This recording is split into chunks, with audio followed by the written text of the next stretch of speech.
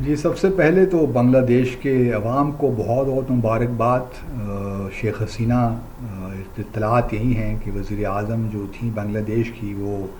بنگلہ دیش سے بھاگ کر بھارت پہنچ چکی ہیں یا پہنچ رہی ہیں۔ اور اس وقت جس طرح میں نے پہلے بھی اپنے ایک ویڈیو میں کہا تھا کہ پرائم منسٹر مودی اور بھارت بہت پریشان ہوں گے، بلکہ انہوں نے تو پچھلے دنوں یہ بھی کہنا شروع کر دیا تھا کہ سارا جو بھی ڈیمانسٹریشنز ہیں اس کے پیچھے پاکستان کا ہاتھ ہے، کیونکہ پاکستان جماعت اسلامی کو بھی سپورٹ کرتا ہے، اور جو خالدہ ضیاء کی پارٹی ہے بنگلہ دیش نیشنلسٹ پارٹی، ان کو بھی ہم سپورٹ کرتے ہیں۔ چلیے، یہ تو خیر جب تک عوام نہ کھڑے ہوں، کسی کی سپورٹ بھی ہو، معاملات آگے چلتے نہیں ہیں۔ تو پہلے تو بنگلہ دیش کی عوام کو بہت بہت مبارکباد۔ گو کہ میں یہ نہیں ساؤنڈ کرنا چاہتا کہ ہم ان کے اندرونی معاملات میں مداخلت کر رہے ہیں، یہ ان کا اندرونی معاملہ ہے، لیکن کیا یہ اچھا ہوتا کہ شیخ حسینہ ایک ماہ پہلے ہی استعفیٰ دے دیتی، اور 300 سے زائد جانیں ضائع ہوئی ہیں بنگلہ دیش کی ینگ لوگوں کی، طالب علموں کی، وہ ضائع نہ ہوتی۔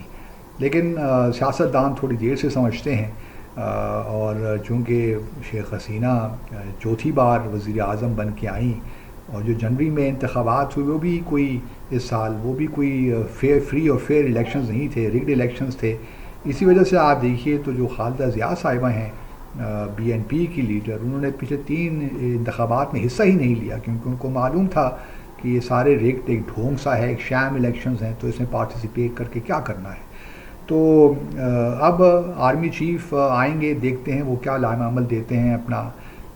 آیا وہ فوری الیکشنز کی جانب جاتے ہیں، جو بھی کانسٹیٹیوشنز میں دیے گئی ہیں پروویژن، اس کے مطابق چلتے ہیں، یا پھر کوئی ٹرانزیشنل گورنمنٹ بنتی ہے۔ ماضی میں بھی ایک ٹیکنوکریٹ کا سیٹ اپ رہا بنگلہ دیش میں، اور 2-3 سال، اور اس کے بعد پھر انتخابات کروائے گئے۔ تو شاید وہی تجربہ دوبارہ بھی کیا جائے، کیونکہ بنگلہ دیش کی اکانومی کو بھی کافی مشکلات ہیں۔ پچھلے سال انہوں نے آئی ایم ایف کا پروگرام بھی ایک لیا، چین سے بھی کریڈٹ لائن لینے کی کوشش کی، بھارت سے بھی کوششیں، لیکن شیخ حسینہ کا یہ معمہ رہا کہ انہوں نے بنگلہ دیش کو ایک سیٹلائٹ ریاست بنا دیا، اور پرائم منسٹر مودی کے ہاتھوں میں ہی کھیلتی رہی، میں تو یہی سمجھتا ہوں۔ اسی لیے پاکستان نے بھی جب ہم نے کوشش کی کہ ہم ان سے دوستی کا ہاتھ ملائیں، تو انہوں نے کوئی خاطر خواہ ریسپانس نہیں دیا پاکستان کا، اور وہ اسی مائنڈ سیٹ 1971 کے مائنڈ سیٹ پہ چل رہی تھیں۔ حالانکہ اگر آپ دیکھیے جو 8 یا 10 اپریل 1974 1974 کا ٹرائی پارٹائٹ ایگریمنٹ ہے پاکستان، بھارت اور بنگلہ دیش کے درمیان، اس نے بڑے واضح طور پہ، اگر آپ آرٹیکل 16 دیکھیے اس ایگریمنٹ کا، تو اس نے بڑے واضح طور پہ لکھا ہے کہ ہم اب آگے بڑھیں ماضی کی تلخیوں کو بھلا کر۔ لیکن شیخ حسینہ ابھی تک اسٹک تھیں اسی ٹائم پیریڈ میں، اور وہ بار بار یہی ڈیمانڈ کر رہی تھیں کہ جی پاکستان پہلے فارملی اپولوجائز کرے۔ حالانکہ ہمارے جو ہیں سابق صدر پرویز مشرف صاحب نے تو ایک لحاظ سے سوری کر ہی دیا تھا، لیکن وہ بھی ان کو تسلیم نہیں تھا۔ تو یہ شیخ حسینہ کا ایک جو پاکستان کے خلاف ایک ان کی نفرت تھی، اس نے بھی بہت رکاوٹیں ڈالی پاکستان اور بنگلہ دیش کے درمیان تعلقات کو آگے بڑھانے میں۔ تو اب جب بھی نئی حکومت آتی ہے تو اور جمہوریت مضبوط ہوتی ہے تو پاکستان اس کو تو ویلکم ہی کرے گا، اور اس کے ساتھ ساتھ میں سمجھتا ہوں کہ جو ہمارے خطے میں سارک جو ایک ڈورمنٹ باڈی ہو چکی ہے، شاید وہ بھی اس کو بھی ریوائیو کیا جا سکے، اور دیکھنا یہ بھی ہے کہ بھارت اس ساری صورتحال پہ کس طرح ری ایکٹ کرتا ہے۔ بھارت کو البتہ عوامی سطح پہ بنگلہ دیش کے لیول پہ ایک ڈیمانڈ تو ہونی چاہیے بنگلہ دیشیوں کی، یا جو بھی نئی حکومت آئے، کہ وہ شیخ حسینہ کو بنگلہ دیش کے حوالے کریں، کیونکہ ان کے خلاف ایک انکوائری کمیشن بھی بنانے کی باتیں ہو رہی ہیں، تاکہ یہ اس کو انویسٹیگیٹ کیا جائے کہ یہ جو 300 ہلاکتیں ہوئی ہیں اس کا ذمہ دار کون ہے۔ تو یہ بھی ایک جائز ڈیمانڈ ہوگی بنگلہ دیش کی، لیکن مجھے لگتا نہیں ہے کہ پرائم منسٹر مودی جو ہیں وہ بنگلہ دیش کی نئی حکومت کو، چاہے وہ ایک ٹرانزیشنلی حکومت کیوں نہیں ہوتی، اس کو oblige کریں گے فی الحال۔ اور بہرحال شیخ حسینہ کا سیاسی کریئر ختم ہو چکا، کیونکہ جب آپ ملک چھوڑ کے چلے جاتے ہیں اور پھر جس عمر کے جس حصے میں وہ ہیں تو میں نہیں سمجھتا کہ واپس آئیں گے. لیکن یہ بھی قسمت کا دیکھیے یا انسان کی کس طرح ایک پاپولیرٹی کے اپنے پیک پہ ہوتا ہے شخص، اور پھر کس طرح زوال شروع ہوتا ہے. اور زوال تبھی ہوتا ہے جب آپ لوگوں کی جو اسپریشنز ہیں، ان کی ڈیموکریٹک اسپریشنز ہیں، ان کو آپ بالکل بالائے طاق رکھ دیتے ہیں. یہی کچھ شیخ حسینہ کے ساتھ بھی ہوا. انہوں نے جو کوٹا سسٹم تھا، لوگوں کے جو جائز مطالبات تھے کہ جی آپ مکتی بہانیوں کی اولاد کے لیے 30% کوٹا کیوں رکھ رہی ہیں گورنمنٹ جابس میں، تو یہ تو سراسر زیادتی ہے. تو یہ اس کے خلاف اگر یہ مان جاتی، کیونکہ ان کے ذہنوں میں تو تھا نا کہ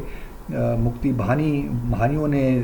بقول ان کے مشرقی پاکستان کو آزاد کروایا پاکستان سے اور بنگلہ دیش بنایا، تو ان کا تا قیامت بس حق ہی ہے، اور ان کی آنے والی نسلوں کا بھی حق ہے کہ وہ. لیکن یہ بات بنگلہ دیش کی یوتھ تو کسی طرح قابل قبول نہیں تھی. ان کو تو معلوم بھی نہیں ہے کہ 1971 میں کیا ہوا. انہوں نے یہ ایکسپیرینس تو نہیں کیا. وہ تو یہ چاہتے ہیں کہ سوشو اکنامک ڈیولپمنٹ ہو، بنگلہ دیش کو بھارت کی سیٹلائٹ کی ریاست نہ بنایا جائے، ان کی ساورنٹی جو ہے، اور جو بھی ان کے ڈسپیوٹس ہیں اور جو ان کے جائز مطالبات ہیں، چاہے وہ تیستا ریور ہو، فینی ریور ہو، فرقہ بیراج کے متعلق جو ان کے تحفظات ہیں، تو ان سب پہ میں سمجھتا ہوں کہ اگر اب بنگلہ دیش اپنے آپ کو صحیح پوزیشن کرے گا، اور جو شیخ حسینہ چائنا کے ساتھ بھی تعلقات خراب کیے، پاکستان کے ساتھ بھی ہمارے معاملات کوئی آگے نہیں چلے. حالانکہ پاکستان نے تو بہت، ہمارے لوگوں نے وہاں جا کے انویسٹمنٹ بھی کی، لیکن شیخ حسینہ نے بہت ایسے اوکیزنز آئے جب ہم نے ان کو آفیشیلی انوائٹ کیا کہ آپ تشریف لائیے، بائی لیٹرل دورہ کیجیے، لیکن پاکستان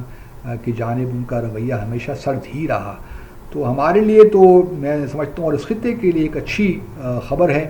اور ہم اس کو ویلکم کرتے ہیں. بنگلہ دیش کے عوام کو سیلوٹ کرتے ہیں کہ ان کی جو قربانیاں ہیں وہ آج رنگ لائی ہیں، اور انہوں نے ایک جو ڈیموکریٹک ڈکٹیٹر ہے اس سے جان چھڑائی، سو کال ڈیموکریٹک. لیکن بہرحال یہ ہم امید کرتے ہیں کہ جو بھی اب معاملات جس طرح کے چلیں گے وہ بنگلہ دیش کے جو ہے بنگلہ دیش میں استحکام لے کر آئیں گے، تاکہ جو ایک بے یقینی کی صورتحال ہے وہ ختم ہو، اور بنگلہ دیش میں ایک انتخابات ہوں اور نئی حکومت آئے. مجھے لگتا ہے کہ اگلی حکومت BNP اور جماعت اسلامی مل کر ہی بنائیں گے. تو let's hope for the best, اور امید یہی کرتے ہیں کہ بنگلہ دیش میں سیاسی استحکام جلد از جلد انشاءاللہ آ جائے گا. Thank you very much.